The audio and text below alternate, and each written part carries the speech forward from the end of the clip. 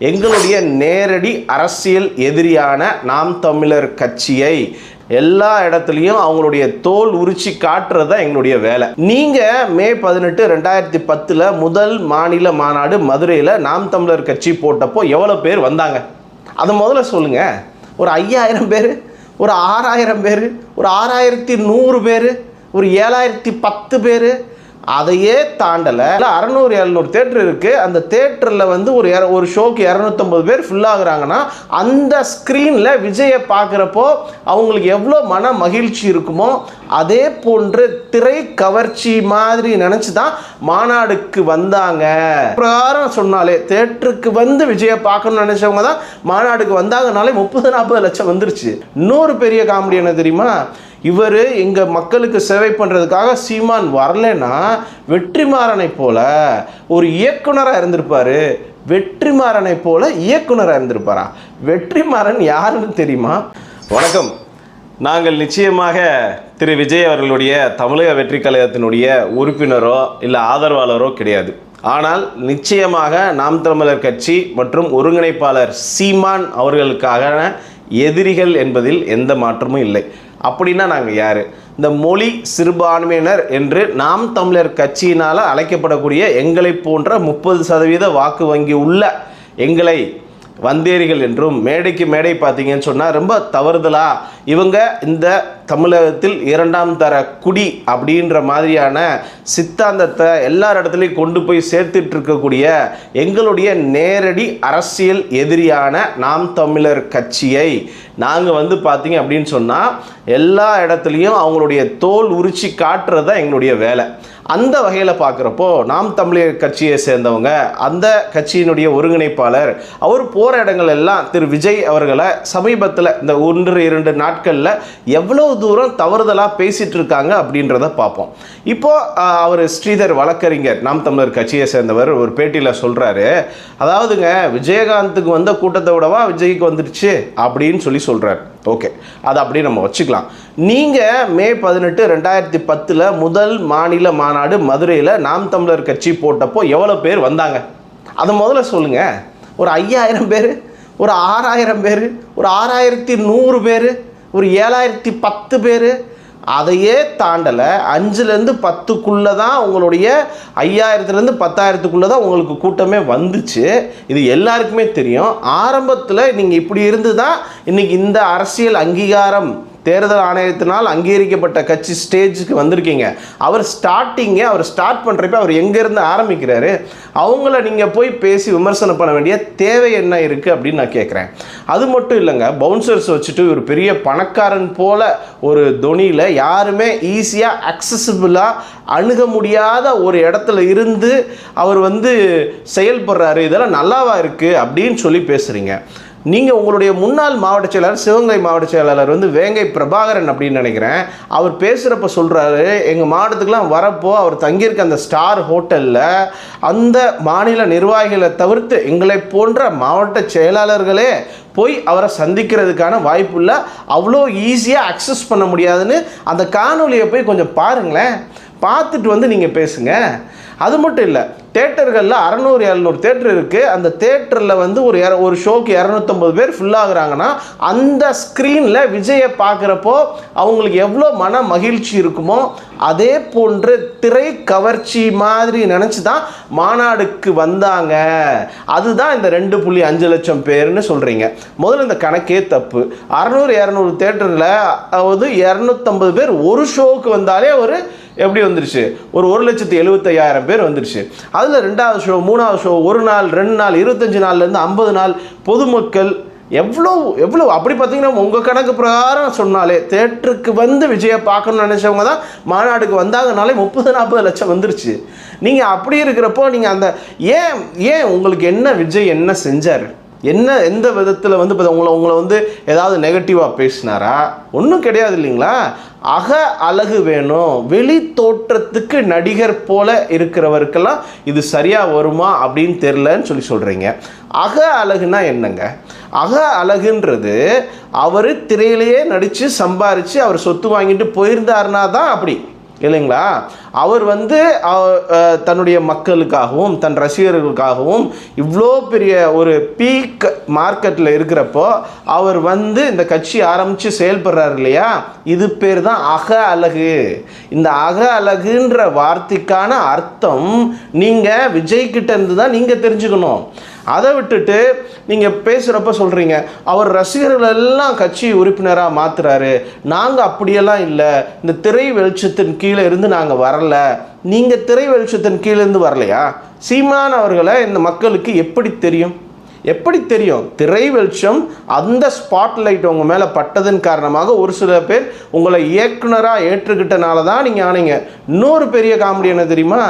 இவர் எங்கள் மக்களுக்கு சேவை பண்ணுறதுக்காக சீமான் வரலன்னா வெற்றிமாறனை போல ஒரு இயக்குனராக இருந்திருப்பார். வெற்றிமாறனை போல இயக்குனராக இருந்திருப்பாரா? வெற்றிமாறன் யாருன்னு தெரியுமா? அவர் எப்படிப்பட்ட திறன் உள்ளவரும் தெரியுமா? யாரோட கம்பேர் பண்ணி பேசிகிட்டு இருக்கீங்க? அப்புறம் அதே விஜய் மாநாடை பற்றி இன்னமும் மேலும் மேலும் தவறுதலாக பேசுகிறீங்க. அங்கே எங்கள் மாநாட்டிலாம் பார்த்தீங்கன்னா கூரை இருக்காது, அதாவது ரூஃப் இருக்காது. நாங்கள் மலையில் நனைஞ்சோன்னா கீழே இருக்கவங்களும் நினைவாங்க. இது ஒரு கூட்பாடு, இது எங்களுடைய சித்தாந்தம், இப்படி தான் எங்களோட இது இருக்கும். இன்டோரில் நடத்தினா வேறு விஷயம். ஃபஸ்ட்டு ஸ்டேஜ்ன்றது எல்லாருக்கும் விசிபிளாக தெரிகிற மாதிரியான ஒரு இடத்துல இருக்கணுன்றதுக்காக போடப்படுறது. அதுதான் உயரம் கூட இருக்குது. முதல்ல அதை தெரிஞ்சுக்கோங்க. கூரை அப்படின்றது பார்த்தீங்க அப்படின்னு சொன்னால் அது ஒரு தவறு அப்படின்னு நீங்கள் சொன்னால் உங்களுடைய கட்சியில் இருக்க நாம் தமிழர் உறுப்பினர்கள் எல்லாம் சைக்கிள்லையும் பைக்லையும் வரானே, உங்கள் அண்ணன் ஃபார்ச்சுனர் காரில் வராரு, அதை எப்படி கம்பேர் பண்ணுவீங்க? நீங்களும் பொது போக்குவரத்து பஸ்ஸில் போங்க, ட்ரெயினில் போங்க, ஒவ்வொரு மாவட்டத்துக்கு போகிறப்பையும் அப்படி போய் ஒரு மீட்டிங் நடத்துங்க. நீங்கள் ஒருத்தவங்கள குறை சொல்லி பேசுகிறப்போ உங்களை நோக்கி எத்தனை விஷயங்கள் இருக்குன்றதை யோசிச்சு பேசுங்க. அடுத்து விஜய் அவர்கள்ட்ட போய் கேட்குறாங்க, இதுக்கு முன்னாடி வந்து இதெல்லாம் பேசினது திரு ஸ்ரீதர் அப்படின்றவர் வந்து பேசினார். வழக்கறிஞர் விஜயை பற்றி அவ்வளோ தூரம் அவர் வந்து பார்த்திங்கன்னா விமர்சனம் பண்ண ஆரம்பிச்சிட்டாங்க. அடுத்து இவர்கிட்ட வந்து கேட்குறப்ப இவர் சொல்கிறாரு, சீமான் அவர்கள் வந்து கூட்டம் சரியான கூட்டமே அப்படின்னு சொல்லி கேட்குறப்ப, என்னங்க சென்னையில் இப்போ தாங்க ஏர் ஷோ நடந்துச்சு, அதுக்கு 15 லட்சம் பேர் கூட்டினேன், அது அப்போ அதையும் ஒரு கூட்டமாக எடுத்துக்கலாமா? இதெல்லாம் சும்மா ஏர் ஷோ பார்க்க வந்தவங்க அப்படின்னு சொல்கிறீங்க. எப்படிங்க உங்கள் கட்சியிலேருந்து எல்லாருமே வந்து சீமான் உங்களுடைய கட்சியிலேருந்து எல்லாருமே திரு விஜய் அவர்களுக்கு வாக்களிப்பாங்கன்னு பேசிகிட்டு இருக்காங்களே? விஜய் கட்சியில் இருக்க எல்லா 50% எனக்கு தான் வாக்களிப்பாங்க அப்படின்னு அவரை ஆரம்பத்திலேயே உடைச்சு பிரேக் பண்ணி விட்டுறீங்க. அதே பேட்டியிலேயே திரு அண்ணா வந்து ஹிந்தி போராட்டம் எங்கே நடந்தாலும், ஹிந்திக்கு எதிரான போராட்டம் எங்கே நடந்தாலும் தான் நடத்தினதா அவரை ப்ரொஜெக்ட் பண்ணி காட்டிக்கிட்டு தான் இந்த தமிழகத்தையே வந்து அவர் ஆக்குப்பை பண்ணார் அப்படின்னு சொல்கிறீங்க. நான் அதே தான் உங்கள்கிட்ட கேட்குறேன்.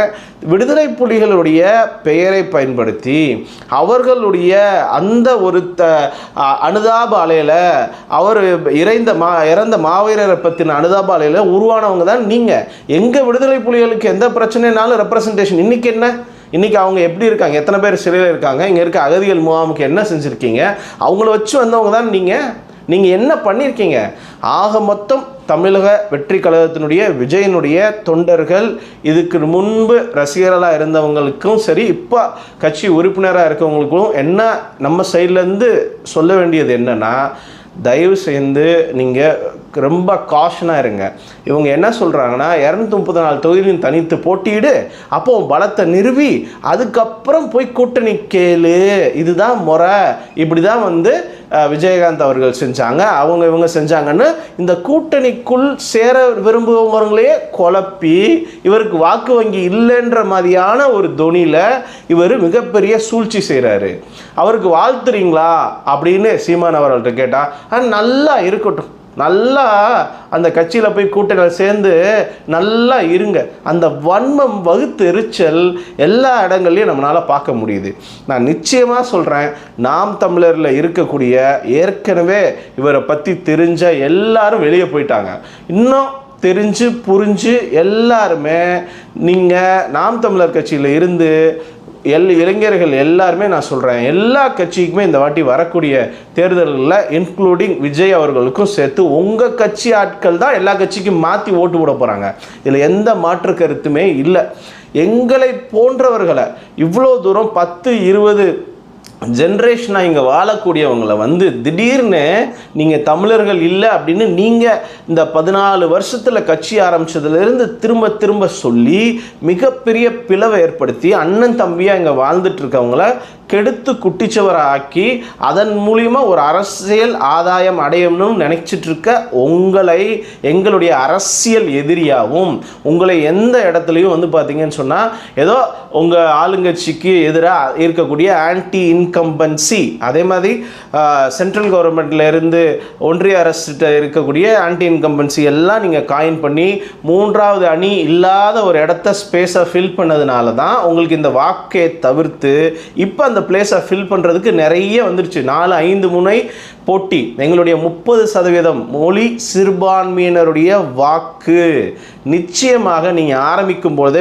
-30லேருந்து தான் நீங்கள் ஆரம்பிக்கிறீங்க. எந்த காரணத்தை கொண்டோ இவ்வளோ கஷ்டப்பட்டு இவ்வளோ பெரிய பீக்கில் இருந்து வரக்கூடிய விஜய் அவர்களை நீங்கள் இவ்வளோ தூரம் பேச வேண்டிய தேவை என்ன இருக்குது? முதல்ல உங்களுடைய கட்சியினுடைய பிரச்சனைகளை கவனித்து பாருங்கள், சரிங்களா? எங்களை வந்து நீங்கள் பேசுகிறது மட்டும் இல்லாமல் இப்போ எல்லாரையும் பேசி அவ்வளோ தூரம் நீங்கள் எப்படி சொல்கிறது, அவ்வளோ ஞானம் படித்தவரா நீங்கள்? உங்களை நோக்கி எந்த அம்புமே வராதா? நாம் இந்த இடத்துல சொல்கிறோம், நிச்சயமாக எங்களை போன்றவர்கள், இவர்களால் தெலுங்கர் என்று அழைக்கக்கூடிய எங்களை போன்றவர்களுடைய மிகப்பெரிய எதிரியாக உள்ள நாம் தமிழர் கட்சியினுடைய தோல் உரித்து காட்டப்படும். போலி தமிழ் தேசியம் பேசக்கூடிய இந்த நாம் தமிழர் கட்சியினுடைய தோல் உரித்து காட்டப்படும். இது போன்ற தொடர்ச்சியாக வந்து பார்த்திங்கன்னா எங்கெல்லாம் நல்ல விஷயம் இருக்கோ அதை எடுத்துட்டு, எங்கெல்லாம் கெட்ட விஷயம் இருக்கோ அதை வந்து தவிர்த்துட்டு நாம் நிறைய சமரசம் இல்லாமல் துணிச்சலோடு நிறைய காணொளிகள் கொடுத்துட்டே இருக்கோம். உங்களுடைய பெரிய ஆதரவு வேணும். நிறைய இந்த வீடியோவை ஷேர் பண்ணுங்கள். அடுத்தடுத்த காணொளியில் சந்திக்கலாம். அதுவரை உங்களிருந்து விடைபெறுவது PM பாரத். நன்றி.